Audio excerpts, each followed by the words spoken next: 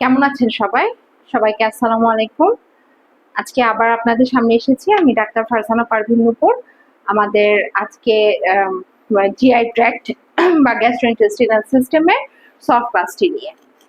আমরা soft class যখন করব সবসময় চেষ্টা করব তার আগে নিজেরা পরীক্ষাটা দেওয়ার জন্য। আগে পরীক্ষা দিয়ে নিজেদের কোথায় আমাদের ডেফিসিয়েন্সি আছে সেটুকু বুঝে নিয়ে তারপর যদি আমরা সফট ক্লাসটা একবার শুনি তাহলে এটাতে আমরা বেশি উপকৃত হব। হ্যাঁ, আমি তাহলে সময় নষ্ট না করে আমরা সফট ক্লাসে চলে যাচ্ছি।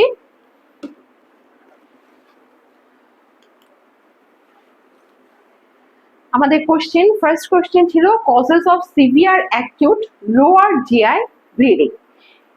Lower GI bleeding, upper GI bleeding, severe acute bleeding, তারপর ক্রনিক ব্লিডিং, এই কথাগুলো কিন্তু আসলে কোশ্চেনের মূল বিষয়। এই কথাগুলোর উপর ডিপেন্ড করছে আপনি আনসার কোনটাকে আপনি ট্রু দিবেন, কোনটাকে ফলস দিবেন।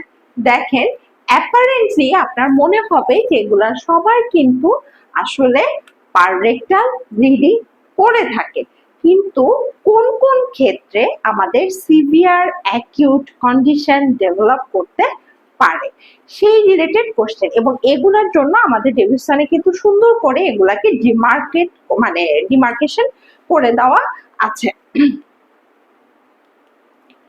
দেখেন, যখন হচ্ছে লোয়ার জিআই ব্লিডিং আমরা করব, কারো কারো ক্ষেত্রে আমরা জানি লোয়ার জিআই ব্লিডিং একটা কমন কন্ডিশন, তাই না?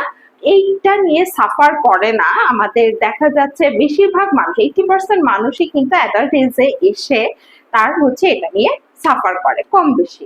তাহলে সেটা কি? সেটা হচ্ছে ক্রনিক অথবা সাব অ্যাকিউট কন্ডিশন।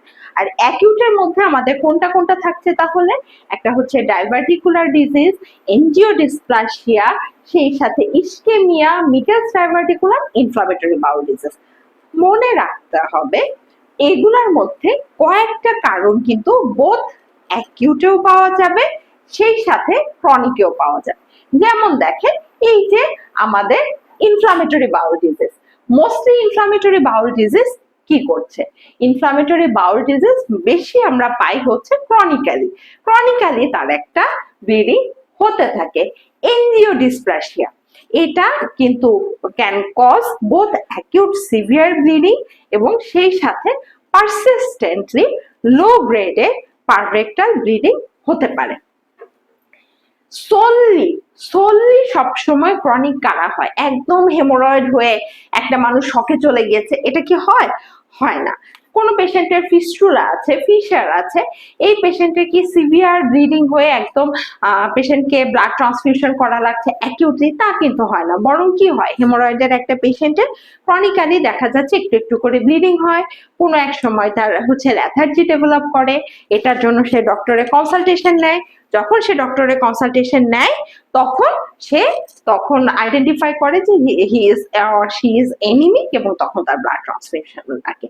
ইউজুয়ালি এগুলাতে কিন্তু অ্যাকিউট কোনো কন্ডিশন ডেভেলপ করে না। তাহলে আমরা যখন পড়বো এই যে পরীক্ষায়, যখন আমাদের এই পরীক্ষায় লেভেলিং গুলা কিভাবে দেওয়া আছে, কি এইটার দিকে মনোযোগ দিব, সেই সাথে আমরা বইয়ের সাথে এটাকে কোরিলেট করে পড়ার চেষ্টা করব। এফসিপিএস পরীক্ষা, বইয়ের পরীক্ষা, জাস্ট ডেভিডসনের পরীক্ষা, এটা আমাদের মাথায় রাখতে হবে। আচ্ছা, কিছু জিনিস আমি এডিশনালি আবারও দিয়েছি, যেমন হচ্ছে আমি একটা ক্রনিক রিল্যাপসিং ডায়রিয়া, হ্যাঁ, এই রিলেটেড কোশ্চেন দেওয়া হয়নি, কিন্তু ডায়রিয়া থেকে, ম্যাল অবজর্পশন থেকে, recurrent loose motion, recurrent diarrhoea, এটা থেকে কোশ্চেন এত কমন, বিশেষ করে যেটার বেশিরভাগ cause related due to malabsorption, এটা কিন্তু খুবই খুবই খুবই ইম্পর্টেন্ট। এই 30টা কোশ্চেনের মধ্যে জিআই ট্র্যাক্ট একটা ভাস্ট চ্যাপ্টার, অনেক কিছু হয়তো ইনক্লুড করা সম্ভব হয়নি, তারপরেও আপনাদের যেন পরীক্ষার জন্য মনে থাকে এই জন্য আমি এটা দিয়েছি, বিশেষ করে এর ম্যাল অবজর্পশনের পার্টটুকু। এবং স্মল বাউলে কি কি প্রবলেম হতে পারে, তারা কি ফিচার্স নিয়ে আসে, আমরা কি কি জিনিস তখন টেস্ট করে দেখব, এবং এই পেশেন্ট গুলার জন্য আমরা স্পেসিফিক্যালি ব্লাডে কি টেস্ট করতে পারি, স্টুলে কি টেস্ট করতে পারি। ওকে, আচ্ছা, আরো কিছু ইম্পর্টেন্ট জিনিস যে সলভ ক্লাসের সাথে সাথে এডিশনালি আপনারা পড়বেন, সেখানে হচ্ছে আপনারা পড়তে হবে inflammatory bowel disease related everything.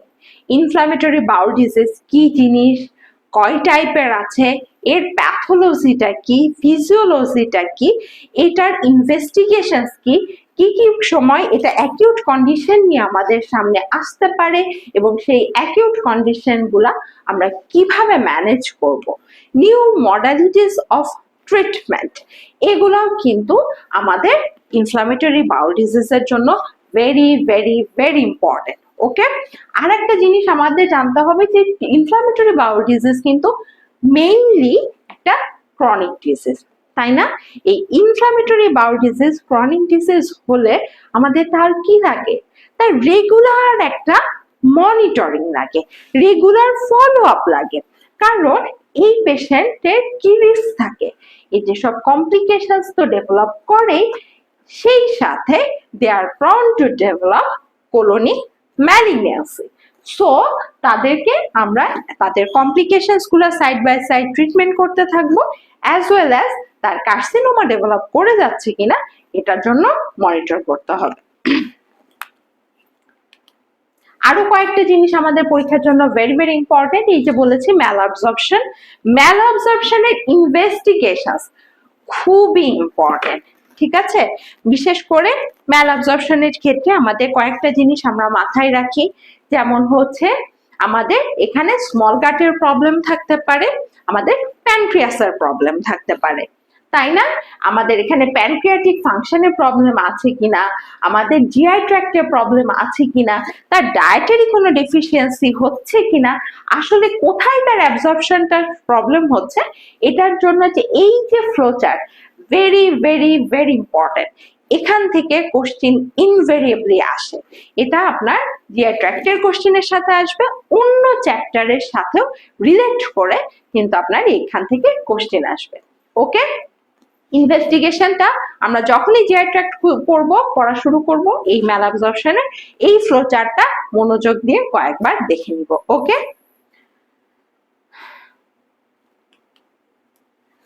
আচ্ছা, ফিচার্স গুলাও আমাদের জানতে হবে, বিশেষ করে কোনটা ডেফিসিয়েন্সিতে আমরা কি ফিচার্স মেইনলি নিয়ে আসে। হ্যাঁ, এখানে হচ্ছে আমাদের বিশেষ করে zinc deficiency, vitamin C deficiency, এগুলা টিচারদের খুবই ফেভারিট কোশ্চেন। আচ্ছা, নেক্সট আর একটা জিনিস আপনারা কোশ্চেন সলভের সাথে সাথে এই চ্যাপ্টারটা যখনই পড়বেন, পড়ার পর পরীক্ষা দিবেন, সলভ ক্লাসটা করবেন, তখনই আরো কয়েকটা জিনিস পড়বেন, সেটা হচ্ছে গ্যাস্ট্রাইটিস। গ্যাস্ট্রাইটিস থেকে কোশ্চেন আসার পথ মানে এটার সাথে রিলেট করে কোনটা important, H pylori. H pylori কি কি টক্সিন রিলিজ করে, এটা কিভাবে আমাদের প্যাথোজেনেসিস করছে, কি কি ডিজিজ তারা প্রডিউস করছে, আর কি কমপ্লিকেশনস হতে পারে, ইন এ লং রান তারা কি কি ম্যালিগন্যান্সি করছে, গ্যাস্ট্রাইটিসের প্রোটেক্টিভ ফ্যাক্টরস গুলা কারা, এটার হচ্ছে রিস্ক ফ্যাক্টরস কারা, কয় টাইপের হতে পারে, জিআই ট্র্যাক্ট ব্লিডিং এর কজ গুলা কি, গ্যাস্ট্রাইটিস থেকে কমপ্লিকেশনস কি ডেভেলপ করে, এই প্রতিটা জিনিস যেগুলো আমরা ডে টু ডে পরীক্ষায় মানে হচ্ছে ওয়ার্ডে রোজ পাচ্ছি, আউটডোরে রোজ পাচ্ছি, সেই জিনিসগুলার ইন ডিটেলস আমাকে জানতে হবে। ওকে, এই যে এটা এইচ পাইলোরি কোন ধরনের ব্যাকটেরিয়া, কি ধরনের অর্গানিজম, কিভাবে কাজ করে, তারা মিউকোসার কোথায় রিসাইড করে, ভেরি ভেরি ইম্পর্টেন্ট। ওকে, আচ্ছা, ইমেজিং এর ক্ষেত্রে আপনারা যেটা মনে রাখবেন যে এমআরআই থেকে আমি কোশ্চিনও দিয়েছি, তারপরেও আপনারা মানে এইটা দেওয়ার উদ্দেশ্য হচ্ছে আমরা পেট সিটি কখন করি, সিটিতে আমরা মেইনলি কি দেখি, সিটিতে আমরা কিন্তু দেখি প্যানক্রিয়াটিক ডিজিজ গুলা বোঝার জন্য আমাদের সিটি কিন্তু খুব ইম্পর্টেন্ট। সিটি প্যানক্রিয়াটিক ডিজিজ, তারপরে হচ্ছে জিআই ট্র্যাক্টে আমাদের কোথাও কোনো ম্যালিগন্যান্সি আছে কিনা, কোথাও কোনো ডিপোজিশন আছে কিনা, বিশেষ করে লিভারে কোনো ডিপোজিট আছে কিনা, এগুলো আমরা সিটি থেকে বুঝতে পারি। সিটি পেট সিটি এগুলা করা হয় টিউমারের স্টেজিং এর জন্য। এমআরআইটা আমরা করছি কেন? এমআরআই কিন্তু আমরা আরো ভিতরে, যেমন হচ্ছে আমাদের এমআরসিপিতে এখানে আমরা দেখতে পাচ্ছি, সেই সাথে হচ্ছে perianal disease, pelvic disease, fistulous condition, এই জিনিসগুলা আমাদের বেশি ভালোভাবে ভিজুয়ালাইজ করতে হেল্প করে। আর কারা হেল্প করে? স্মল বাউল। আপনি কি সিটিতে স্মল বাউল বুঝতে পারবেন? সিটিতে কিন্তু স্মল বাউলে কোনো লেশন থাকলে সেটা খুঁজে পাওয়া ভেরি ডিফিকাল্ট, কিন্তু এটা আমাদের হেল্প করবে কারা? স্মল বাউল। স্মল বাউলের লেশন এমআরআই, মানে স্মল বাউলের লেশন শুধু এমআরআই না, মানে খুঁজে পাওয়া, নর্মালি খুঁজে পাওয়া খুবই ডিফিকাল্ট। কারণ এমআরআই আমরা যদি সিগমোডোস্কোপি করি, এন্ডোস্কোপি করি, আমরা কোলোনোস্কোপি করি, আমরা লার্জ গার্ডটা বুঝতে পারছি, উপর থেকে আপার জিআই বুঝতে পারছি। এই যে মিডিলের পোর্শনটা স্মল গার্ড, এটাকে খুঁজে পাওয়া খুবই ডিফিকাল্ট, তাই না? এখানে যদি কোনো টিউমার হয়, সাধারণত এখানে সেজন্য টিউমারটা কিন্তু হয় কম, এখানে বেশিরভাগ ক্ষেত্রে হয় লিম্ফোমা, কার্সিনয়েড গুলা হয়, তাই না, জিস্ট হয়। তো সেই জায়গাগুলা আমাদের হেল্প করে ডাবল বেলুন এন্টেরোস্কোপি, তারপর এমআরআই, এদের মাধ্যমে আমাদের হচ্ছে ভিজুয়ালাইজ করতে হেল্প করে। আর একটা জিনিস যে হচ্ছে যে আপার জিআই এন্ডোস্কোপি, এন্ডোস্কোপির ইন্ডিকেশন এক হচ্ছে আপনার ডিসপেপসিয়ার সাথে লাগবে, ডিসফেজিয়ার সাথে লাগবে। নর্মালি এন্ডোস্কোপি আমাদের জিআই মানে গ্যাস্ট্রাইটিস যখন করবেন সেটার থেকে লাগবে, ব্যারেটস ইসোফেগাস থেকে লাগবে।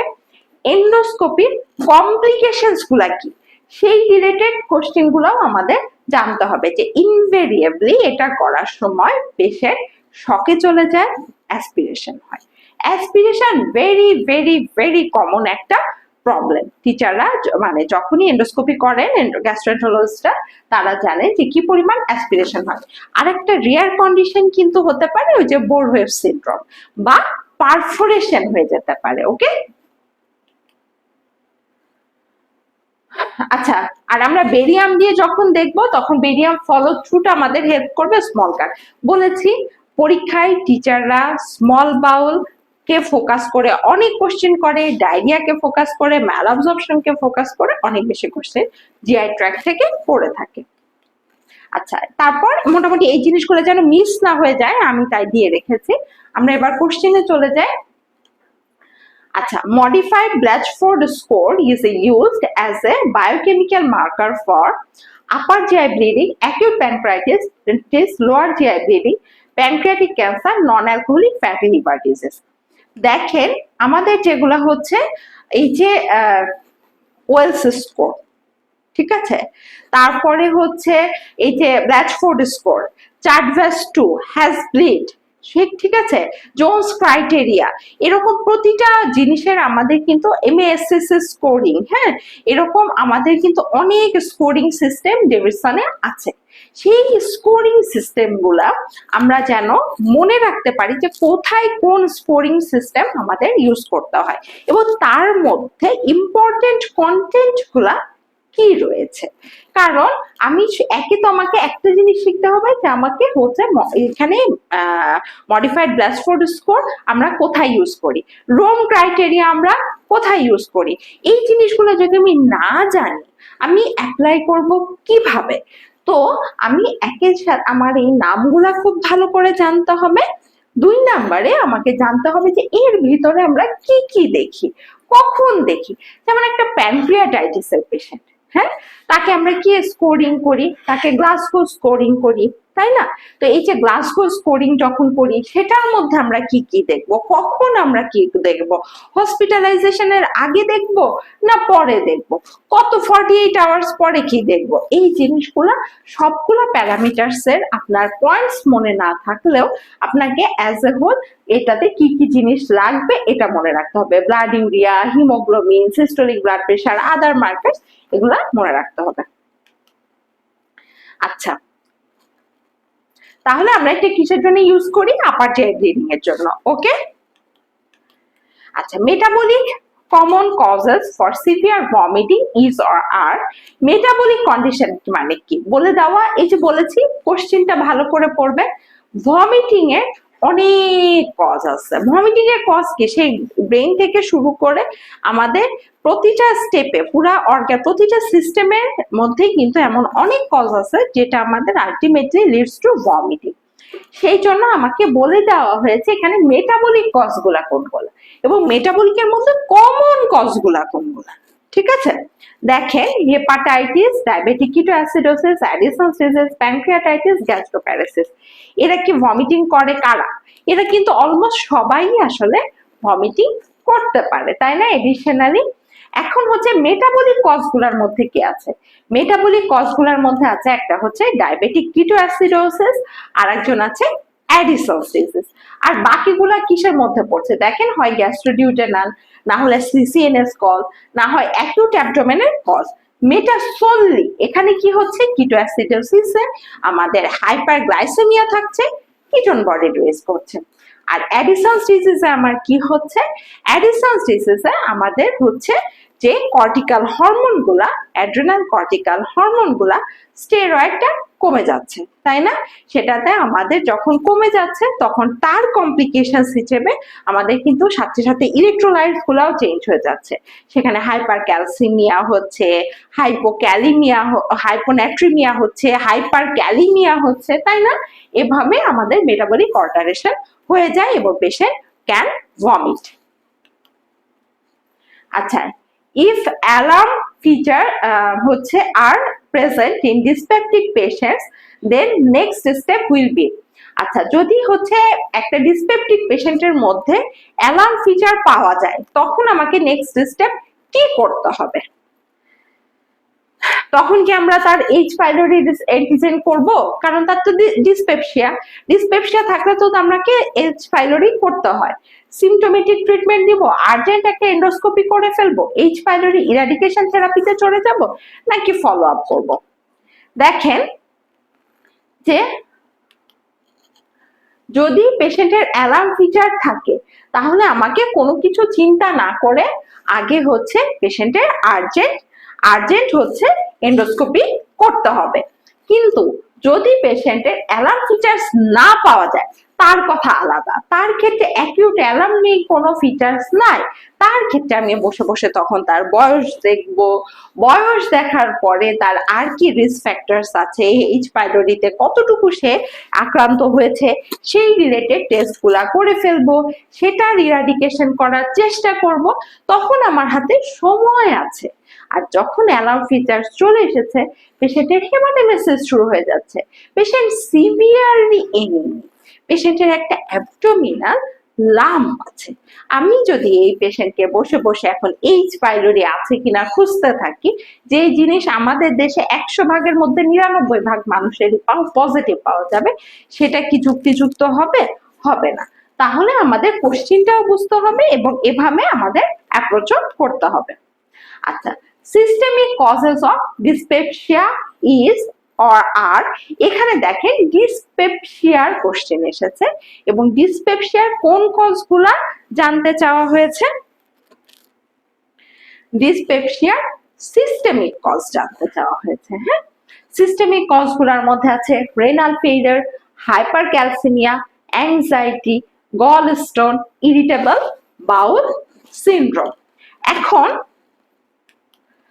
দেখেন ডিসপেপসিয়া এমন একটা কন্ডিশন, শুনলে মনে হয় যে এটা শুধু জিআই ট্র্যাক্টের সমস্যা, কিন্তু শুধু জিআই ট্র্যাক্টের সমস্যা, ডিসপেপসিয়ার সাথে very much related drugs, very much related বিভিন্ন মেটাবলিক কন্ডিশনস, বিশেষ করে হাইপার ক্যালসিমিয়া এবং রেনাল ফেইলিয়ার, এই দুইটা কন্ডিশনে প্রচন্ড রকম ডিসপেপসিয়া হয়। আপনার সিকেডির পেশেন্ট গুলাকে দেখেছি না, সিকেডির পেশেন্ট গুলো প্রথম ডায়াগনোসিসে হয় এইভাবে যে পেশেন্ট ভমিট করতে থাকে, বারবার বমি হয় এবং সে কিচ্ছু খেতে পারে না। হ্যাঁ, এখন হচ্ছে এই যে খেতে পারে না, এই জন্যই এই পেশেন্ট গুলাকে আমরা কি করছি, এই পেশেন্টের আমরা তখন খুঁজে দেখি হোয়ার ইজ দ্য মানে মেইন ফাইন্ডিংস। তখন আমরা ডিসপেপসিয়ার আন্ডারলাইং কজ খুঁজতে দেখা যাবে তার হচ্ছে ইউরিয়া ক্রিয়েটিনিন লেভেলস অনেক হাই, জিএফআর অনেক কমে গিয়েছে, পাওয়া যাবে হচ্ছে আবার হাইপার ক্যালসিমিয়া। এই ক্যালসিয়াম লেভেল যদি মানুষের বডিতে একটু হেরফের হয়, একদম ন্যারো একটা রেঞ্জে এটা থাকে 8 থেকে 10-এর মধ্যে, তাই না? এই যে ন্যারো রেঞ্জটা যে সে মেনটেন করে, এর একটু নিচে সাথে চলে যাবে তার বিভিন্ন অ্যারিথমিয়া শুরু হয়ে যাবে, একটু উপরে উঠে যাবে 10-এর উপরে উঠে যাবে 11, 12, 13 হয়ে যাবে, পেশেন্টের সিমটম শুরু হয়ে যাবে। ঠিক আছে, নিচে নামলে টিটেনি শুরু হয়ে যাচ্ছে, উপরে উঠলে এরকম মানে ডিসপেপসিয়া শুরু হয়ে যাচ্ছে, পেশেন্ট ভমিট করছে। এখন অ্যালার্ম ফিচার্স অফ ডিসপেপসিয়া কি, এত বেশি ইম্পর্টেন্ট, এটা থেকে কিন্তু প্রচুর সিনারিও বেসড কোশ্চেন টিচাররা বানাতে পারে। যেমন হচ্ছে unintentional weight loss, anaemia, persistent vomiting, haematemesis and melaena, dysphagia, palpable abdominal mass. এই যে 6টা পয়েন্ট, এটা যতদিন আপনি মেডিসিনের সাথে আছেন আপনাকে একেবারে বাইবেলের মতো করে মুখস্থ করে ফেলতে হবে। এটা বিভিন্ন জায়গায় আপনার এই কোশ্চেনটা আসবে এবং প্রবলেমটা দিবে।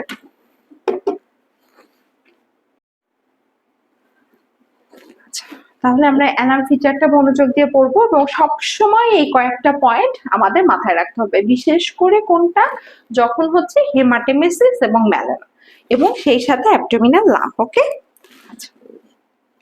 ভমিটিং এর মধ্যে একটা মজার জিনিস কিন্তু অ্যালার্ম ফিচার, সেটা হচ্ছে পারসিস্টেন্ট ভমিটিং। মাঝে মাঝে একটু একটু বমি হচ্ছে, সেটা কি অ্যালার্ম ফিচার? সেটা তো সবারই হয়, যে কোনো কারণে টেনশন করলে হয়, ট্রমার কারণে হতে পারে, ইলেকট্রোলাইট ইমব্যালেন্স হলে হতে পারে, তার ডিসপেপসিয়া হলে হতে পারে, তাই না? আচ্ছা, major uses for MRI in GI tract. MRI আমরা কখন ইউজ করি? জিআই ট্র্যাক্টের লেশনের ক্ষেত্রে। Ascites, image guided biopsy, small bowel visualization, Crohn's disease, hepatic tumor staging। দেখেন এখানে কিন্তু আমাদের মেইনলি এমআরআই দিয়ে কি আমরা বায়োপসি করতে পারবো? বায়োপসি কখন করে? একটা রেডিওলজি গাইডেড করে, যেটা হচ্ছে সিটি অথবা আল্ট্রাসোনোগ্রাফ। এইভাবে কিন্তু আমরা তখন গাইডেড বায়োপসি গুলো নিতে পারি ফ্রম দ্য লেশন। কিন্তু যদি পেশেন্টের আমি এমআরআই এর মেশিনের মধ্যে ঢুকাই দেই, তখন কি আর ফুটা করে সেখান থেকে আমি রস নিতে পারবো বা সেখান থেকে আমি মাংস কেটে নিতে পারবো? পারবো না। অ্যাসাইটিসও আমাদের মেইন ভিজুয়ালাইজেশনের এখানকার মেইন উদ্দেশ্য না। ঠিক আছে, আমাদের মেইন উদ্দেশ্য কি একবার ডিসকাশন করেছে, স্মল বাউল ভিজুয়ালাইজেশন। এটা লার্জ কার্ড দেখার জন্য এমআরআই করার দরকার নেই। লার্জ কার্ড মোর মানে হচ্ছে ভিজুয়ালাইজড হবে কিসে? সেটা হচ্ছে কোলোনোস্কোপি করলে অথবা আপার জিআই এন্ডোস্কোপি করলে। আচ্ছা, নেক্সট হচ্ছে ক্রনস ডিজিজ। ক্রনস ডিজিজের সুবিধা কি? এখানে আমরা ফিস্টুলা হচ্ছে কিনা দেখতে পারবো, ফিশার ডেভেলপ করেছে কিনা দেখতে পারবো। এই লেশনস গুলা এমআরআই কিন্তু অনেক ভালো একটা পিকচার দিবে। সেই সাথে আছে হচ্ছে আমাদের এই যে hepatic tumour staging. Tumour staging যে শুধু হেপাটিক তা না, জিআই ট্র্যাক্টের ক্ষেত্রে আসলে কোথায় মেটাস্টেসিস হবে? জিআই ট্র্যাক্টের সব জিনিস, জিআই ট্র্যাক্টের সবচেয়ে কাছে যারা আছে সেখানে মেটাস্টেসিস হবে। এক হবে লিভারে, আরেকটা কোথায়? আরেকটা হবে জাস্ট ডায়াফ্রামের উপরে লাংসে চলে যায়, তাই না? আর লোকালি তো লিম্ফ নোড মেটাস্টেসিস হয়। তাহলে এই স্টেজিং করার জন্য কিন্তু আমরা এমআরআই করতে পারি।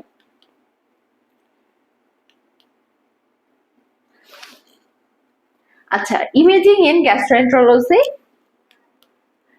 আচ্ছা, হচ্ছে reasons for cytological examination in GI tract lesson.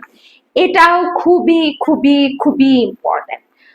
GI ট্র্যাক্টের malignancy কোথা থেকে হতে পারে?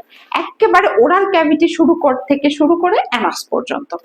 সেই সাথে এখানে কিন্তু আরো অনেকগুলো এডিশনাল ট্র্যাক্ট আছে, যেমন বিলিয়ারি চ্যানেলসও এখানে রয়েছে, প্যানক্রিয়াস এখানে রয়েছে, তাই না?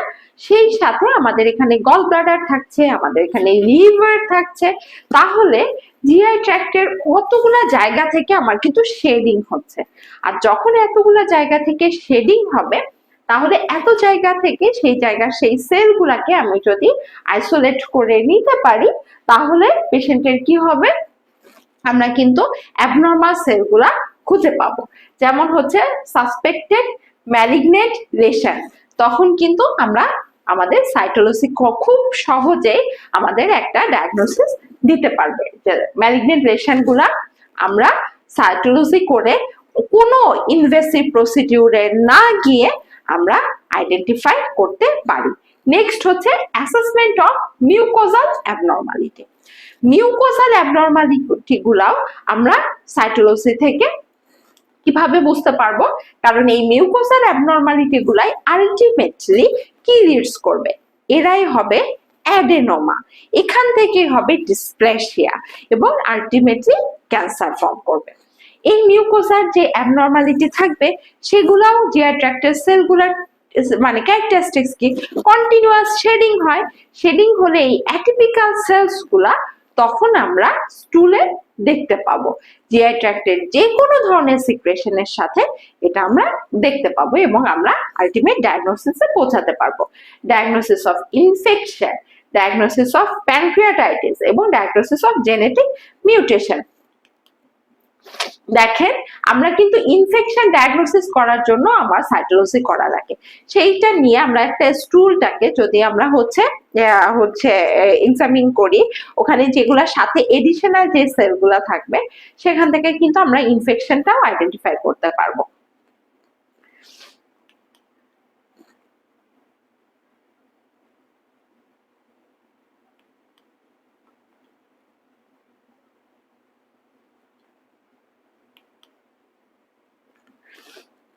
Following substances acts as secretagogue in pancreas. প্যানক্রিয়াসে দুই ধরনের সিক্রেশন হয়, তাই না? এরা হচ্ছে একই সাথে এন্ডোক্রাইন অর্গানো হিসেবেও কাজ করে, এক্সোক্রাইন ফাংশনও থাকে। এক্সোক্রাইন ফাংশনে তারা কি রিলিজ করে? এক্সোক্রাইন ফাংশনে তারা রিলিজ করে হচ্ছে বিভিন্ন এনজাইমস, তাই না? আর এন্ডোক্রাইনে তারা কি রিলিজ করে? হরমোন। এখন এই হরমোনের মধ্যে কিছু আছে যেগুলা ব্লাডের সাথে গিয়ে সারা বডির বিভিন্ন জায়গায় তার ফাংশন করছে, যেমন ইনসুলিন, যেমন গ্লুকাগন, আর কেউ কেউ আছে গাট হরমোন। গাট হরমোন মানে কি, ওরা ওখান থেকে রিলিজ করে জাস্ট জিআই ট্র্যাক্টের উপরে কাজ করছে। এরকম কারা? এরকম হচ্ছে সিক্রেটিন, সিসিকে, অ্যাসিটাইলকোলিন। কিন্তু অ্যামাইলেজ, লাইপেজ এই দুইটা কি? এই দুইটা হচ্ছে এনজাইমস।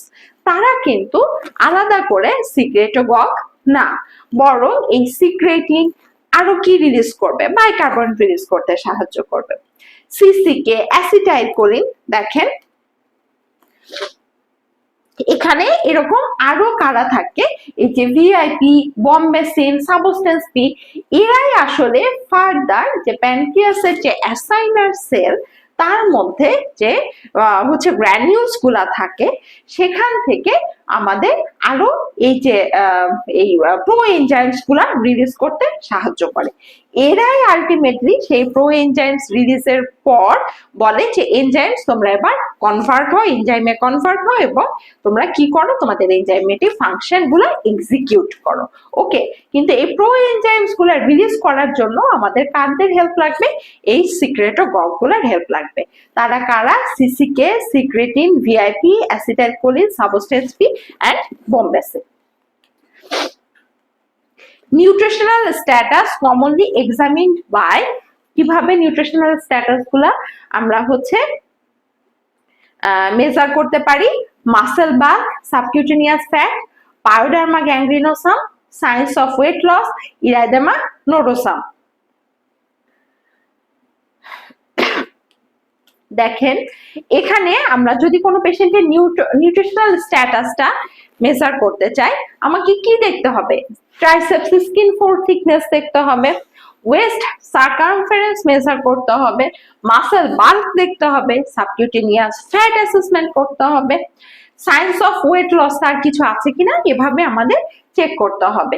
কিন্তু ইরাইদেমা নোডোসাম বা পায়োডার্মা গ্যাংগ্রিনোসাম এগুলো আসলে তার অন্য কোনো ক্রনিক ডিজিজ বা জিআই ট্র্যাক্টের কোনো ডিজিজের ম্যানিফেস্টেশনস হিসেবে, স্কিন ম্যানিফেস্টেশনস হিসেবে আসছে, দে উইল বি নেগেটিভ। ওকে, আচ্ছা, neurological causes of dysphagia. Dysphagia মানে আমার খেতে কষ্ট হচ্ছে, ডিফিকাল্টিস ইন ডিগ্লুটেশন। এখন এই নিউরোলজিক্যাল কজ কি? এটার কিন্তু দুইটা কারণে আমাদের ডিসফেজিয়া হয়, তাই না? একটা হতে পারে কি ওরোফ্যারেঞ্জিয়াল ডিসফেজিয়া, আর একটা হচ্ছে ইসোফেজিয়াল ডিসফেজিয়া। তাহলে বোঝাই যাচ্ছে ওরোফ্যারিঞ্জিয়াল মানে উপরে থেকে শুরু হয়ে যাবে, জাস্ট মুখের ভিতর থেকে ইনিশিয়েটিং করার সময় থেকেই শুরু হয়ে যাবে, এবং সেই সাথে ইনিশিয়েট করতে না পারলে এখান থেকেই তো জমা হয়ে যাচ্ছে, অ্যাসপিরেট করে ফেলবে। আর একটা হচ্ছে ফুড স্টিকিং আফটার সোয়ালোয়িং যদি হয়, তাহলে কি করতে হবে, এখানে আমরা এন্ডোস্কোপি এবং বায়োপসি করে দেখব, এখানে বিনাইন ম্যালিগন্যান্ট স্ট্রিকচারস ইসোফেজাইটিস এটা আমাদের দেখতে হবে। যে যদি ইসোফেগাসের সমস্যা হয় ওই পর্যন্ত তো আমরা নর্মাল ভিজুয়ালাইজেশন করে দেখা পসিবল না, তখন আমরা কি করতে হবে, এন্ডোস্কোপিক বায়োপসি নিতে হবে, এবং সেই সাথে আমাদের বিনাইন ম্যালিগন্যান্ট আর যে কজগুলো আছে এটা সম্পর্কে একটা নলেজ রাখতে হবে। আর ওরোফ্যারিঞ্জিয়াল এই জায়গাটায় যখন হচ্ছে, তার মানে বুঝতে হবে কি আমার এই যে বালবার যে মাসেল গুলা এগুলা আসলে কাজ করতে পারছে না বলে পেশেন্টের চোকিং হচ্ছে। তাহলে বালবার মাসেল কাজ করতে পারছে না কেন? এই মাসেল গুলাতে প্যারালাইসিস থাকতে পারে। এই মাসেলে প্যারালাইসিস মানে কি? Neurological problem. তাহলে কখন এই ধরনের প্রবলেম হয়? এই ধরনের প্রবলেম আমরা পাই বালবার পলসিতে, সিউডো বালবার পলসিতে এবং মাইস্থেনিয়া গ্রেভিসে। আরো কি পাওয়া যায় না? কারণ একটা পেশেন্টের স্নেক বাইট হয়েছে, তাদের ক্ষেত্রে পাওয়া যেতে পারে। একটা পেশেন্টের লেমস ল্যাম্বার্টিটার মাইস্থেনিয়া গ্রেভিস, তার ক্ষেত্রেও কিন্তু এই ধরনের প্রবলেম পাওয়া যেতে পারে। মোটর নিউরন ডিজিজ সেখানেও হতে পারে। আচ্ছা, which marker is used for risk stratification of upper GI bleeding? ঠিক আছে, আপার জিআই ব্লিডিং এর রিস্ক স্ট্র্যাটিফিকেশনের জন্য আমরা কি ক্রাইটেরিয়া করেছিলাম, কি স্কোরিং, মডিফাইড ব্ল্যাসফোর্ড স্কোরিং করেছি। সেখানে আমরা কি কি দেখেছি, সেটাখানে আমরা দেখেছি হচ্ছে ওই যে ইউরিয়া দেখতে হবে, হিমোগ্লোবিন দেখতে হবে, সিস্টোলিক ব্লাড প্রেশার দেখতে হবে, আর কোন ধরনের কোমরবিডিটিস তার আছে কিনা, আদার মার্কার্স গুলা, যেমন তার কোনো হেপাটিক ডিজিজ আছে কিনা, নিউরোলজিক্যাল কোনো ডিজিজ আছে কিনা, হার্টের ডিজিজ আছে কিনা, এগুলা আমাদের খেয়াল করতে হবে। ওকে, আচ্ছা, anorectal motility can be assessed by, anorectal motility আসলে কাদের জন্য দেখা হয়? এটা দেখা হয় কনস্টিপেশনের পেশেন্টদের। কনস্টিপেশনের পেশেন্টদের প্রচন্ড রকম হচ্ছে এরকম, যাদেরকে স্বাভাবিক যেগুলো আমাদের হচ্ছে স্টিমুল্যান্ট, বাল্ক ফর্মিং এজেন্টস এগুলা দেওয়ার পর, স্টুল সফেনার্স এগুলা দিলেও যাদের স্টুল মটিলিটি মানে স্টুল বাউল মটিলিটি মেনটেন করা সমস্যা হয়ে যায়, তাদের ক্ষেত্রে আমাদের অনেক সময় অ্যানোরেক্টাল ম্যানোমেট্রি করা লাগে। এই ম্যানোমেট্রি কিন্তু যাদের ডিগ্লুটেশনের সমস্যা, খেতে অসুবিধা হচ্ছে এবং উপরের দিকে ইসোফেগাস থেকে পেরিস্টালসিস হয়ে নিচে নামছে না, তখনই কিন্তু এগুলা করা যায়। ওকে, আচ্ছা, এই anorectal motility can be assessed by, কিভাবে আমরা কি মটিলিটি এক্সরে করে বুঝতে পারবো? পারবো না। যে কোনো জিনিসের মুভমেন্টের ফাংশন যদি করতে চাই, সেটার জন্য আমার একটা ইলেকট্রো ফিজিওলজিক্যাল স্টাডি লাগবে। যেমন ধরেন আপনার অ্যারিথমিয়া হচ্ছে, অ্যারিথমিয়া মানে কি, কার্ডিয়াক মাসেলটা একটু অ্যাবনর্মালি মুভ করছে। এই অ্যাবনারি কার্ডিয়াক মাসেল মুভ করছে, যে এটার জন্য আমি তখন কার্ডিয়াক কোন ফাংশনটা করি, কার্ডিয়াক ইলেকট্রোফিজিওলজিক্যাল স্টাডি করি। ইসিজি করলেও তখন আমার হয় না, আমার হল্টার করা লাগে, আমার ইটিটি করা লাগে।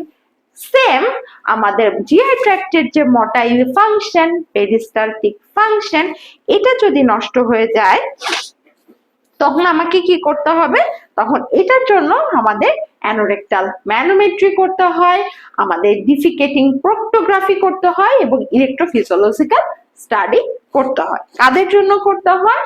আমাদের সাধারণত কনস্টিপেশনের পেশেন্টদের করতে হয়।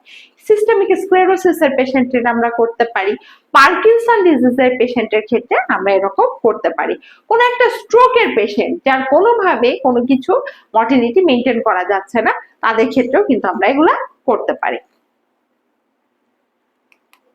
আচ্ছা, ইন্টারভেনশন ইন ক্রনিক প্যানক্রিয়াটাইটিস আর, ক্রনিক প্যানক্রিয়াটাইটিস মানে কি, একটা পেশেন্টের একবার পেট ব্যথা নিয়ে আসছে গলস্টোনের জন্য, কিন্তু পেশেন্টটা অ্যালকোহলিক যদি হয়, তার গলস্টোন যদি রিমুভ করা না হয়ে থাকে, তার যদি কোনো একটা ড্রাগস থাকে, তার যদি হাইপারগ্লাইসাইডেমিয়া থাকে, তার কি হবে, বারবার বারবার সেম অ্যাটাক হবে। আর একই অ্যাটাক বারবার হচ্ছে, তখন তাকে আমরা বলি রিল্যাপসিং অথবা ক্রনিক ডিজিজ। তো ক্রনিক প্যানক্রিয়াটাইটিস এই জিনিসটা এত পেশেন্ট সাফার করে কারণ পেশেন্টের শুধু ব্যথাই না, তার আরো অনেক কমপ্লিকেশন হয়। তার গ্লুকোজ লেভেল চেঞ্জ হয়ে যায়, ইলেকট্রোলাইটস লেভেল চেঞ্জ হয়ে যায়, পেশেন্টের সিস্টেমিক ম্যানিফেস্টেশন শুরু হয়ে যায়, সার্স ডেভেলপ করে, সেপসিস ডেভেলপ করে, ঠিক আছে, এর অবস্ট্রাকটিভ জন্ডিস ডেভেলপ করে যায়, সিউডোসিস ডেভেলপ করে, হেমাটেমেসিস ম্যালেনা শুরু হয়ে যায়। তো এই পেশেন্ট, এই জন্য আমাদের কি করতে হয়, পেশেন্টটাকে রিলিফ দেওয়ার জন্য চেষ্টা করতে হবে। এই রিলিফ কিভাবে হতে পারে, একটা ফার্মাকোলজিক্যাল ম্যানেজমেন্ট আছে, সার্জিক্যাল ম্যানেজমেন্ট আছে, তাই না? ফার্মাকোলজিক্যাল ম্যানেজমেন্ট বা ইন্টারভেনশনের মাধ্যমে পেশেন্টকে ম্যানেজ করা যায়। ইন্টারভেনশন গুলো কি, ইআরসিপির মাধ্যমে করতে পারি। প্যানক্রিয়াস একটা রেট্রোপেরিটোনিয়াল অর্গান, ওই পর্যন্ত পৌঁছানো কিন্তু ভেরি ডিফিকাল্ট, তাই না? তো ওই পর্যন্ত পৌঁছানোর জন্য আমরা কি করতে পারি, আমরা দেখেন আমরা হচ্ছে তার কি করতে পারি, ওই যে যেই জায়গাটায় তার স্টোন আটকে আছে ওই স্টোনের জায়গাগুলা আমরা তাকে ডাইলেট করতে পারি, স্টেন্ট করতে পারি। কিন্তু কোথায় সেটা করব, মেইন প্যানক্রিয়াটিক ডাক্টে করব। আমরা কি বাইল ডাক্টের স্ট্রিকচার রিমুভ করে কোনো লাভ হবে? হবে না। প্রবলেম কোথায়, মেইন প্যানক্রিয়াটিক ডাক্টে। ক্যালকুলি রিমুভ করতে পারি, আমরা সিউডোসিস ড্রেনেজ করতে পারি, আর কি করতে পারি, আমরা হচ্ছে পার্শিয়াল প্যানক্রিয়াটিক রিসেকশন। কিন্তু ডিউডেনাম রিসেকশন করলে কি প্যানক্রিয়াসের কোনো লাভ হবে? হবে না। ওকে, প্যানক্রিয়াটিকও জেজুনোস্টমি করতে পারি। আচ্ছা, ইন্ডিকেশন ফর ইআরসিপি আর অ্যাম্পুলারি বায়োপসি, জেজুনাল বায়োপসি, আচ্ছা, biliary cytology, removal of GB gall bladder calculi এবং পেলিয়েটিভ থেরাপি। আচ্ছা, মনে রাখতে হবে যে এখানে কি আমরা কোন দিক দিয়ে ঢুকছি, এন্ডোস্কোপিক রেট্রোগ্রেড কোলাঞ্জিও প্যানক্রিয়াটোগ্রাফি। এখানে আমাদের কোলাঞ্জিও মানে কি বাইল ডাক্ট দিয়ে ঢুকতেছি এবং প্যানক্রিয়াস পর্যন্ত আমরা যাচ্ছি। এইখানে আমাদের বড়জং মেইন প্যানক্রিয়াটিক ডাক্টের চারপাশে যে একটা পেরিঅ্যাম্পুলারি রিজিয়ন আছে সেখান থেকে আমরা বায়োপসি আনতে পারবো। এর থেকে বেশি স্মল কাটে রিচ করা আমাদের পক্ষে সম্ভব না। আমরা জেজুনামে যেতে পারবো না, আমরা হচ্ছে গল ব্লাডারে যেতে পারবো না। কোলাঞ্জিও মানে বাইলিয়ারি চ্যানেল, সেখানে আমরা বিলিয়ারি সবকিছু কিন্তু অ্যাসেস করতে পারবো। এক হচ্ছে আমরা দেখতেও পারবো, ওখান থেকে আমরা বায়োপসি নিয়ে সাইটোলজিও করতে পারবো।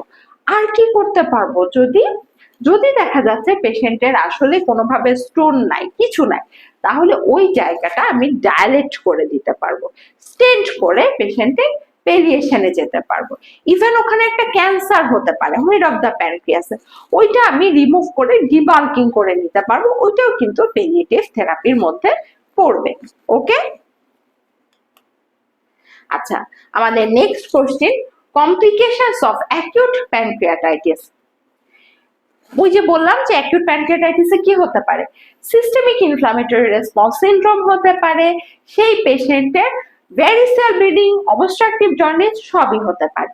কিন্তু প্যানক্রিয়াস যখন কাজ করছে না, তার ইনসুলিন নাই, ইনসুলিন না থাকলে কি গ্লুকোজ কমবে না, গ্লুকোজ আরো ধাম ধাম করে বাড়তে থাকবে, তাহলে সেখানে হবে hyperglycaemia. So hypoglycaemia will be false. Hypercalcaemia, এটাও ফলস। পেশেন্ট গুলোর কি হয়ে যায়, হাইপোক্যালসেমিয়া ডেভেলপ করে। Okay, hypocalcaemia, urea, LDH, WBC count, CRP level, এগুলা সবকিছু আবার কি হিসেবে কাজ করে, এগুলা পেশেন্টের প্রগনোস্টিক ফ্যাক্টরস। এগুলা দেখেও আমরা পেশেন্টের এখন যে কি অবস্থায় যেতে যাচ্ছে এটা সম্পর্কে একটা আইডিয়া করতে পারি। আচ্ছা, পরীক্ষার জন্য তাহলে আমাদের এগুলা খুব বেশি বেশি করে মাথায় রাখতে হবে, কমপ্লিকেশনস গুলা কি, তারপর হচ্ছে সেই সাথে প্যানক্রিয়াটিক কমপ্লিকেশনস। এভাবে কিন্তু পরীক্ষায় কমনলি কোশ্চেন আসতে পারে। যেমন প্যানক্রিয়াস আমাদের মাথায় তো থাকে শুধু সিউডোসিস, শুধু কি তাই, অ্যাসাইটিস করতে পারে, ওই জায়গাটা পুরাটা নেক্রোসিস করে ফেলতে পারে। কজ গুলো আমাদের ভালো করে জানা রাখতে হবে। কজের মধ্যে এখানে যতগুলা জিনিস, বিশেষ করে even graft versus host disease, একটা ট্রমার পেশেন্ট, একটা সেপসিসের পেশেন্ট, একটা বার্নের পেশেন্ট, তাদেরও কিন্তু প্যানক্রিয়াটাইটিস হতে পারে ডিউ টু স্ট্রেস। হ্যাঁ, আচ্ছা, আরেকটা জিনিস হচ্ছে কোন কোন ড্রাগস হচ্ছে প্যানক্রিয়াটাইটিস করে, তার মধ্যে অ্যাজাথিওপ্রিন এবং থায়াজাইড ডায়ুরেটিক খুব ইম্পর্টেন্ট। থায়াজাইড ডায়ুরেটিক্স প্যানক্রিয়াটাইটিস করে, এটা আপনাদের মনে রাখতে হবে। কেন বলেন তো? কারণ আমরা রেগুলারলি পেশেন্টদেরকে হচ্ছে এই যে হাইপারটেনসিভ হিসেবে থায়াজাইড ইউজ করি। সোডিয়াম ভ্যালপ্রয়েড, সোডিয়াম ভ্যালপ্রয়েডও কিন্তু অ্যান্টিকনভালসেন্ট হিসেবে খুবই খুবই কমন একটা ড্রাগ। ওকে, আচ্ছা ঠিক আছে, আমাদের হচ্ছে এমসিকিউ শেষ। এখন আমরা এসবিএ তে যাচ্ছি। এসবিএ এর মধ্যে ফার্স্ট এসবিএ হচ্ছে গ্যাস্ট্রিন রিলিজ ফ্রম, কোন কোন জায়গা থেকে গ্যাস্ট্রিন রিলিজ হয়? Duodenum, jejunum, colon, stomach, oral cavity. Gastrin রিলিজের জায়গাটা একটাই, সেটা হচ্ছে স্টোমাক। এই জন্যই এর স্টোমাকের এই গ্যাস্ট্রিক বা এই নাম থেকেই কিন্তু এর নাম হয়েছে গ্যাস্ট্রিন হরমোন। ওকে, তাহলে গ্যাস্ট্রিন কোত্থেকে রিলিজ হয়? স্টোমাক থেকে। দেখেন এই যে আমাদের গ্যাস্ট্রিন রিলিজের, গ্যাস্ট্রিকের কোন জায়গা থেকে প্রিডমিনেন্টলি রিলিজ হয়? জি সেল থেকে। এটা আমাদের মাথায় রাখতে হবে। শুধু এইটা না, এখান থেকে যে কোনো জায়গা থেকে কিন্তু কোশ্চেন আসতে পারে। যেমন এই যে সোমাটোস্ট্যাটিন কোত্থেকে রিলিজ হয়? ডি সেল থেকে। গ্লুকাগন আলফা সেল থেকে। বিটা সেল থেকে ইনসুলিন। এই প্রতিটা জিনিস আমাদের পরীক্ষার জন্য ভেরি ভেরি ভেরি ইম্পর্টেন্ট। ওকে, এবং কোন কোন জায়গা থেকে? ম্যাক্সিমাম জিনিস দেখবে সবাই ডিউডেনাম এবং জেজুনাম থেকে সিক্রেশন গুলা হয়ে থাকে। কেউ কেউ আছে throughout the GI tract, তার মধ্যে একটা হচ্ছে সোমাটোস্ট্যাটিন।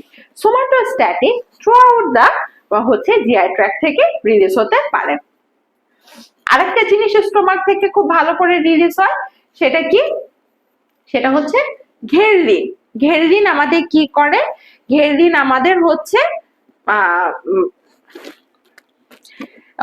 আমাদের মোটা সোটা বানায় ফেলে। ঠিক আছে, আমাদের আরো বেশি খেতে ইচ্ছা করে। আচ্ছা, নেক্সট কোশ্চেন হচ্ছে which feature is not alarming for dyspeptic patient? Anemia, diarrhea, persistent vomiting, dysphagia, palpable lump।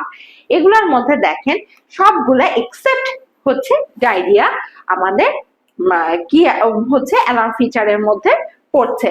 শুধু ডায়রিয়াটা একটা কমন কন্ডিশন, সবার এগুলা থাকে, কিন্তু অল্টারেশন অফ বাউল হ্যাবিটও কিন্তু আমাদের জন্য যথেষ্ট অ্যালার্ম। কিন্তু অ্যালার্ম ফিচারের যে ডিসপেপসিয়ার 5-6টা অ্যালার্ম ফিচার আছে, তার মধ্যে ডায়রিয়া পড়বে না। কিন্তু এখানে যদি হেমাটেমেসিস ম্যালেনা থাকতো কি হতো? ট্রু, তাই না? Least common cause of upper GI bleeding. Upper GI bleeding এর সবচেয়ে মানে পেপটিক আলসার ডিজিজ, তাই না? এটা হচ্ছে আপার জিআই ব্লিডিং। ইসোফেজিয়াল ভ্যারিসেস আপার জিআই ব্লিডিং করতে। কিন্তু এগুলা ছাড়াও আজে বাজে অসংখ্য কারণ আছে, যেগুলার কারণে কিন্তু আমাদের আপার জিআই ব্লিডিং হতে পারে। ইভেন ম্যালোরি উইথ টিয়ার বা হচ্ছে যখন আমরা বমি করছি, স্বাভাবিক একটা হচ্ছে দেখা যাচ্ছে হাইপারেমেসিস গ্র্যাভিডারাম পেশেন্ট, এই মাগুলা যখন বারবার ভমিট করে একসময় কিন্তু তার টিয়ার হয়ে যায়, তারও হচ্ছে হেমাটেমেসিস হচ্ছে। কিন্তু ওগুলার রেটটা কত? সেই জন্য বলেছে লিস্ট কমন কজ কোনটা। লিস্ট কমন কজের মধ্যে আসলে আসবে হচ্ছে অ্যাওর্টোডিউটেনাল ফিস্টুলা। এইভাবে কিন্তু খুব একটা ব্লিডিং হয় না, বাকি সবগুলোর পার্সেন্টেজ মোর দ্যান 8। আচ্ছা, আমরা এখান থেকে কিন্তু সহজেই পার্সেন্টেজ গুলো দেখতে পাচ্ছি। দেখা যাচ্ছে সবচেয়ে বেশি আমাদের কি কারণে ব্লিডিং হচ্ছে? Peptic ulcer. বললাম না, পেপটিক আলসারটা আগে মনে রাখবেন। এছাড়া আর কোন কারণে হতে পারে? ইরোশন থাকলেও হতে পারে, আমাদের যদি ইসোফ্যাজাইটিস হয় তখন হতে পারে, ভ্যারিসেস হয় তখনও হতে পারে। Next question, false statement for pathophysiology of acute pancreatitis. এখানে আমাদের মনে রাখতে হবে সেই আগের একটা পিকচার। এখানে দেখেন প্যাথোফিজিওলজি যখন জানবেন যে আমাদের প্যানক্রিয়াসে আসলে কি হয়, প্যানক্রিয়াটাইটিস যখন হয় প্যানক্রিয়াসের অটো ডাইজেশন হতে থাকে। কিভাবে অটো ডাইজেশন হয়, এই সময় আমাদের অ্যামাইলেজ, লাইপেজ এই এনজাইমস গুলোর সিক্রেশন বেড়ে যায়। অ্যামাইলেজ কি করে, এগুলো প্রোটিনটাকে একদম ছোট ছোট করে ভাঙতে থাকে, তাই না? তা লাইপেজও কি করে, এগুলো যে ফ্যাটটাকে ভাঙতেছে, তাই না? তো এই অ্যামাইলেজ লাইপেজ যখন পেশেন্ট তো খাচ্ছে না, খাওয়ার জিনিস নেয়, সে তখন কি করবে, প্যানক্রিয়াসের নিজের যে মধ্যে যে সেল সেগুলাকে ডাইজেস্ট করা শুরু করে দেয়।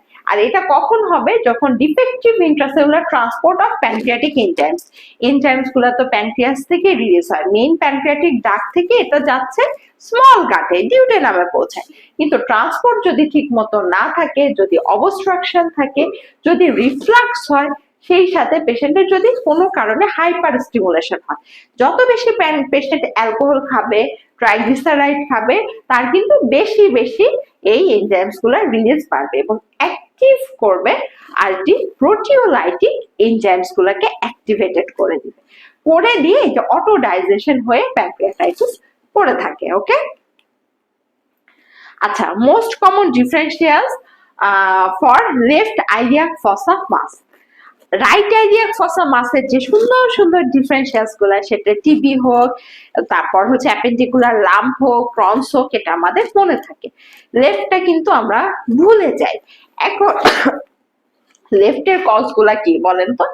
লেফটে মনে রাখতে হবে মেইনলি এখানে পাওয়া যায় হচ্ছে malignant lesion, malignant colon cancer পাওয়া যেতে পারে, ডাইভার্টিকুলার কোনো মাস পাওয়া যেতে পারে। এটা হচ্ছে একদম নিচের দিকে আইলিয়াক ফসা মাস। এছাড়া আর কি পাওয়া যায়, আর একটু উপরে কিন্তু এখানে কোনো ফিমেল পেশেন্ট যদি হয়, ওভারিয়ান টিউমারও এই জায়গায় পাওয়া যেতে পারে, তাই না? আচ্ছা, আমরা একটু প্রবলেম বেসড কোশ্চেনে যাই। A 25-year-old man presents with bloody diarrhea associated with systemic upset. ওই যে ডায়রিয়ার সাথে ব্লাড যাওয়া শুরু হয়েছে, তারপরে blood test show the following. এখানে হচ্ছে হিমোগ্লোবিন মোটামুটি নরমাল আছে বা একটু রিডিউস প্লেটলেট, তারপর হচ্ছে ডাব্লিউবিসি এবং সিআরপিটা রেজড, তাই না? এখন হচ্ছে a diagnosis of ulcerative colitis is suspected. Which part of the bowel is most likely to be affected? Ulcerative colitis নাম থেকেই কিন্তু আমরা জানি কোনটা ইনভলভ করবে, কোলন ইনভলভ করবে। কিন্তু আলসারেটিভ কোলাইটিসের স্পেশাল ক্রাইটেরিয়া হচ্ছে এটাতে রেকটাম ইনভলভ করতে হবেই 100%। রেকটাম আগে ইনভলভ করবে, তারপরে যে কোনো জায়গা করলো। আর যদি এরই হচ্ছে আপন ভাইকে, সেটা হচ্ছে ক্রনস ডিজিজ। ক্রনস ডিজিজটা কি হয়, পুরা জিআই ট্র্যাক্টে স্কিপ লেশনের মতো করে থাকে, বিভিন্ন জায়গায় একটু একটু করে থাকতে পারে, সেটা হচ্ছে আমাদের আলসারেটিভ কোলাইটিস। ওটার কিন্তু এরকম স্পেসিফিক লোকেশন বলার সুযোগ নেই। আলসারেটিভ কোলাইটিস থেকে আমাদের ম্যানেজমেন্ট খুবই ইম্পর্টেন্ট, যদি এটা থেকেও কিন্তু কোশ্চেন আসে। এবং এই পেশেন্ট গুলাকে আমার কি করতে হবে, হসপিটালাইজড করতে হবে, তার ফ্লুইড ইলেকট্রোলাইট মেইনটেনের সাথে সাথে ইমিউনো সাপ্রেশন করতে হবে আইভি মিথাইলপ্রেডনিসোলন দিয়ে, সেই সাথে তাকে অ্যান্টিবায়োটিক দিতে হবে এবং পেশেন্টের এরপরে প্রয়োজনে ইমপ্রুভ না করলে কোলেক্টমি পর্যন্ত করা লাগে। আর ইমপ্রুভ করে গেলে এরপর আমাদের ডিএমআরডি অথবা বায়োলজিক্সে চলে যেতে হবে। আলসারেটিভ কোলাইটিস তাহলে কি ধরনের condition? Inflammatory bowel disease. Ulcerative colitis থেকে ইনিশিয়াল প্রেজেন্টেশনে কি কি থাকে সেটা থেকে পরীক্ষায় কোশ্চেন আসতে পারে। এর এক্সট্রা ইন্টেস্টিনাল ফিচার্স গুলো কি থাকে সেটা থেকে পরীক্ষায় কোশ্চেন থাকবে। ভেরি ভেরি ইম্পর্টেন্ট যে এটা যে আমাদের অ্যাঙ্কাইলোজিং স্পন্ডিলাইটিস বা সেরো নেগেটিভ আর্থ্রাইটিসের সাথে রিলেটেড থাকে, ভেরি ভেরি ইম্পর্টেন্ট একটা ব্যাপার, এটা কিন্তু মনে রাখতে হবে। নেক্সট হচ্ছে দুইটার পার্থক্য, আলসারেটিভ কোলাইটিস এবং ক্রনস ডিজিজ, এই দুইটা ডিফারেন্সও আমাদের জন্য খুব ইম্পর্টেন্ট। ওকে, আচ্ছা, নেক্সট হচ্ছে a 26-year-old woman who is known to have type 1 diabetes mellitus presents with a 3-month history of diarrhea, fatigue and weight loss. এটা হচ্ছে 26 বছরের মহিলা, তার টাইপ 1 ডায়াবেটিস আছে, সে কিন্তু অলরেডি একটা অটোইমিউন কন্ডিশনে সাফার করছে টাইপ 1, তার সাথে তার হচ্ছে একটা continuous loose motion, weight loss, fatigue. তার মানে তার আসলে শরীর দুর্বল হয়ে যাচ্ছে, নিউট্রিশন বডিতে ঢুকছে না। এখন she has tried excluding gluten from her diet for the past 4 weeks and need much মানে feels much better. কোন ডিজিজে গ্লুটেন বাদ দিয়ে দিলে শরীর ভালো হয়ে যায়? সেটা হচ্ছে সিলিয়াক ডিজিজ, তাই না? এখন বলছে she requires to be tested. So what diagnosis of celiac disease is confirmed? What is the most appropriate next step? Check for hemoglobin A1C.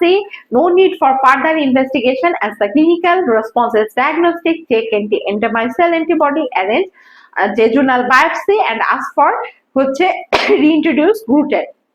এটা হচ্ছে তারিখে কনফার্ম করার জন্য আমরা কি করতে পারি যে what is the most appropriate next step. কিছুদিন তাকে গ্লুটেন থেরাপি কিন্তু সে খেয়ে ট্রাই করে দেখতে পারে। যদি গ্লুটেন নিলেই তার আবার ডায়রিয়া শুরু হয়ে যায়, দ্যাট মিনস এটা হচ্ছে সিলিয়াক ডিজিজ।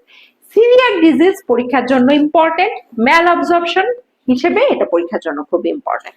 এক হচ্ছে সিলিয়াক ডিজিজ আমরা ডায়াগনোসিস করব কিভাবে। সিলিয়াক ডিজিজের সাথে আপনার টাইপ 1 ডায়াবেটিস থাকবে, হাসিমতো থাইরয়েডাইটিস থাকবে, মাইস্থেনিয়া গ্রেভিস থাকবে, প্রাইমারি স্ক্লেরোজিং কোলেনজাইটিস থাকবে, এর সাথে আরো অনেক অনেক ডিজিজের অ্যাসোসিয়েশন থাকে, ঠিক আছে, পার্নিশিয়াস থাকবে। আর এদেরকে ডায়াগনোসিস করার জন্য তাহলে আমাকে এই অটো অ্যান্টিবডি গুলা, tissue transglutaminase antibody, anti endomysial antibody, এগুলাকে ফাইন্ড আউট করতে হবে। সেই সাথে এর গোল্ড স্ট্যান্ডার্ড ডায়াগনোসিস কি? বায়োপসি। কোন জায়গা থেকে নিব? ডিউটেনাল বায়োপসি অথবা jejunal biopsy, mainly duodenal biopsy. Second part of duodenum থেকে নেওয়া হয় এবং সেখানে কি পাওয়া যায়? সেখানে পাওয়া যায় আমাদের ভিরাস অ্যাট্রফি, তাই না? সেখানে আমরা ভিরাস অ্যাট্রফি পাবো। কি পাবো? ইন্ট্রা এপিথেলিয়াল লিম্ফোসাইটস, এটা কিন্তু আসে। হ্যাঁ, আচ্ছা, আমাদের নেক্সট কোশ্চেন হচ্ছে a 3-year-old male presents to the general practice with watery diarrhea. The previous fortnight he was prescribed triple therapy consisting of omeprazole, এখানে 3 হবে না, এখানে মনে হয় 30-year-old হবে, clarithromycin, amoxicillin for duodenal ulcer. Relevant past medical history includes the previous myocardial infarction, gastroesophageal reflux disease, and bipolar syndrome. Which of the following in the patient's history increases the risk of a Clostridium difficile infection? এখানে কোনটার কারণে তার আসলে এই যে Clostridium difficile infection হওয়ার সম্ভাবনা থাকে? Clostridium difficile কি করবে? অপরচুনিস্টিক ইনফেকশন করবে। এবং এটা কিসের কারণে হচ্ছে? ওমিপ্রাজলের কারণে হচ্ছে। ওমিপ্রাজল এই ক্লোস্ট্রিডিয়াম ডিফিসিয়েন্ট ডায়রিয়া বা অপরচুনিস্টিক ইনফেকশনের চান্স অনেক বেশি বাড়িয়ে দেয়। আর কারা করে এটা? আর কি ফিচার্স থাকবে? অ্যাবডোমিনাল পেইন থাকবে, পেশেন্টের ডাব্লিউবিসি কাউন্ট বেড়ে যাবে এবং অনেক সময় সিভিয়ার টক্সিক মেগাকোলন ডেভেলপ করে। এই সিভিয়ার টক্সিক মেগাকোলন আর কোথায় ডেভেলপ করে? ইনফ্লামেটরি বাউল ডিজিজে, আমরা আগে পড়েছি ইনফ্লামেটরি বাউল ডিজিজে করে। আচ্ছা, টক্সিক এই ডায়াগনোসিস করব কিভাবে? টক্সিনটা ডায়াগনোসিস করতে হবে, ক্লোস্ট্রিডিয়াম টক্সিন এ বি এগুলো আমাদের ডায়াগনোসিস করতে হয়। ম্যানেজমেন্ট মানে কি? অফেন্ডিং ড্রাগটা আগে বন্ধ করব এবং পেশেন্টে কি করতে হবে? ওরাল ভ্যানকোমাইসিন দিতে হয়। আর সেকেন্ড লাইনে আমরা হচ্ছে ফিডাক্সোমাইসিন দিতে পারি।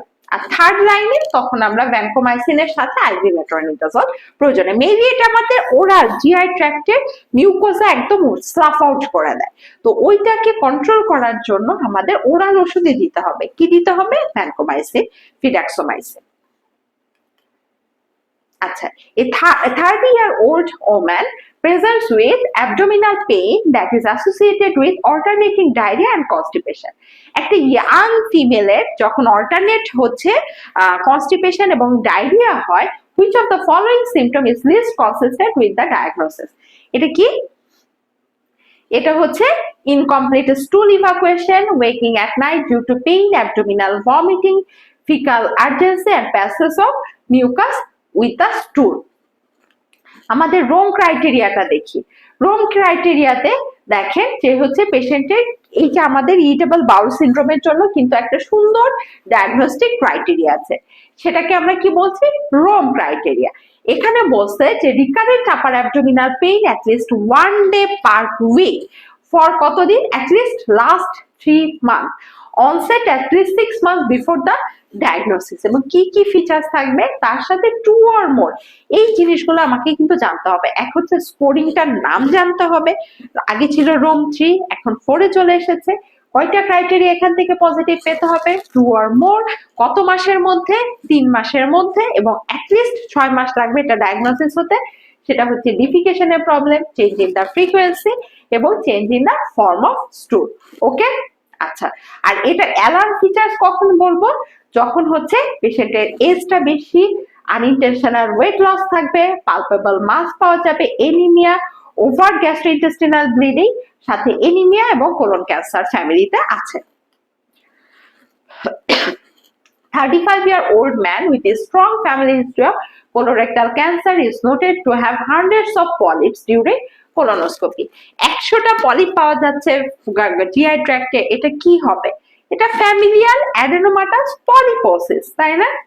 এটাতে আমরা কি কি হচ্ছে এরকম আরো কন্ডিশন এরকম হচ্ছে যেখানে পলিপ পাওয়া যাবে না কিন্তু হেরিডিটারি প্রিডিসপোজিশন থাকে এবং আলটিমেটলি কোলন ক্যান্সার করে, তারা কারা?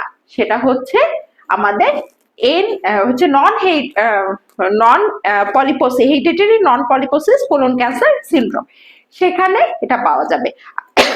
আর হচ্ছে ফ্যামিলিয়াল অ্যাডেনোমাটাস পলিপোসিসে কোন জিনের সমস্যা থাকবে? এপিসি জিনে সমস্যা থাকবে।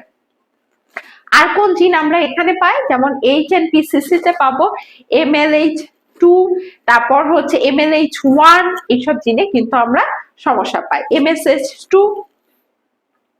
আচ্ছা, the Amsterdam criteria are sometimes used to aid diagnosis at least 3 family members with colon cancer।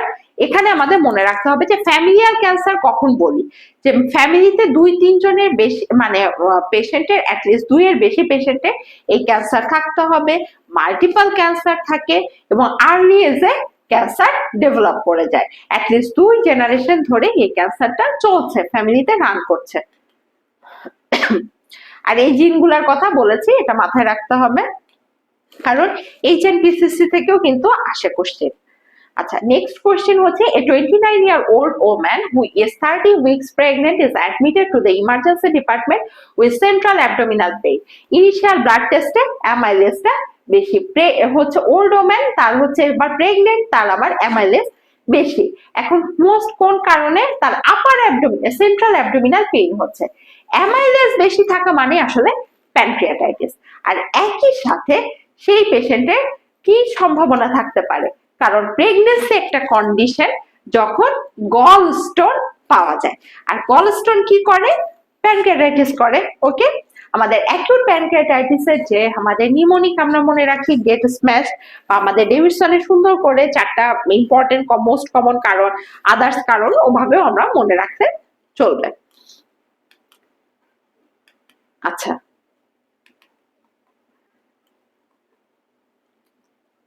Next question হচ্ছে a 68-year-old man presents to the emergency department with sudden onset of abdominal pain. He describes the pain as cramping, তারপর হচ্ছে 6/10 in severity and all of his abdomen. He has past medical history of hypertension, type 2 diabetes mellitus. He is a smoker এবং অনেক বেশি 40 pack পার ইয়ার নেয়। ঠিক আছে, which part of colon is most likely to be affected in this case? এখন হচ্ছে যেই পেশেন্টের হাইপারটেনশন আছে, টাইপ 2 ডায়াবেটিস আছে, ক্র্যাম্পিং পেইন হচ্ছে এবং খাওয়ার পরে ব্যথা হচ্ছে, এর আসলে কি আছে? মেটাবলিক সিনড্রোম আছে, তার সাথে পেশেন্ট কিন্তু স্মোকারও, এরাও কি করে? টিস্যু হাইপোক্সিয়া করে। এই ধরনের পেশেন্টের এই যে খাওয়ার পরে পরে প্রচন্ড পেট ব্যথা করছে, এটা আসলে কি ধরনের pain? Ischaemic pain. Ischaemic pain সবচেয়ে কোন জায়গায় হয়? ফ্লেক্সর গুলাতে হয়।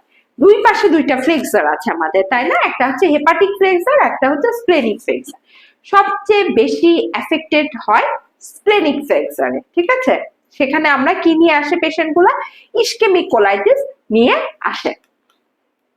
Next question, a 23-year-old female with a history of diarrhea and weight loss has a colonoscopy to investigate her symptom.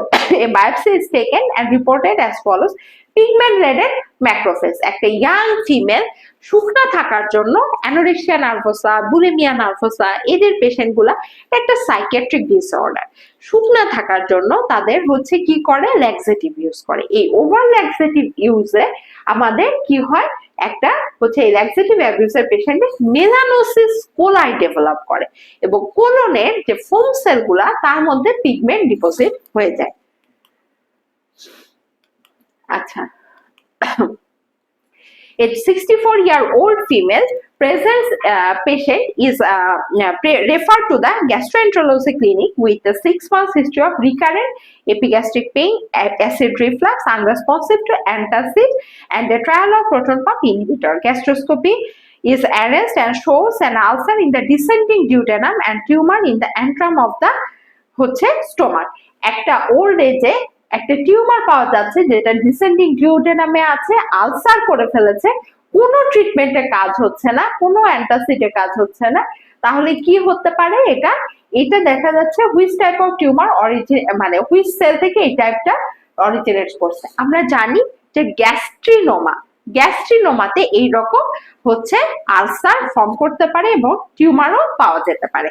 এই আলসার গুলা, এই গ্যাস্ট্রিনোমার সেলগুলা, সেল কোনটা? জি সেল, গ্যাস্ট্রিকের জি, সেই জি সেল থেকে গ্যাস্ট্রিন রিলিজ হয় এবং গ্যাস্ট্রিন আলটিমেটলি কি রিলিজ করতে হেল্প করে? এইচসিএল। ওকে, এরকম আর কারা কি? এস সেল থেকে সিক্রেটিন, আই সেল থেকে সিসিকে, ডি সেল থেকে সোমাটোস্ট্যাটিন। আর সোমাটোস্ট্যাটিন কোথায় পাওয়া যায়? পুরা জিআই ট্র্যাক্টে পাওয়া যায়। এরা কোথায় পাওয়া যায়? এরা সাধারণত ডিউডেনাম এবং জেজোনামে পাওয়া যায়।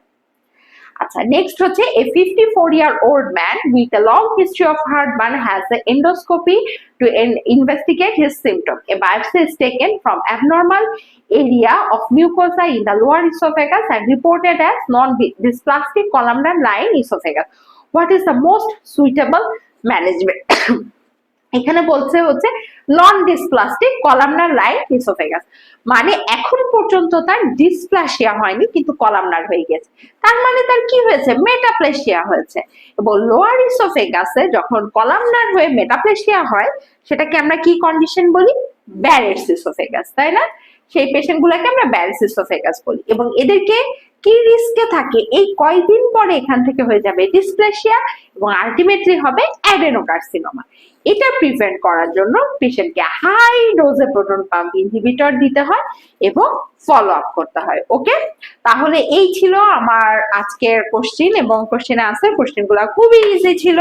আমি আশা করব আপনারা সুন্দরভাবে পরীক্ষা দিবেন, তারপরে সফট ক্লাসটা করবেন এবং এডিশনালি আর যা যা আমি পড়তে বলেছি ওগুলাও একটু দেখলে আপনার জিআই ট্র্যাক্টটা একবার রিভিশন দেওয়া হয়ে যাবে।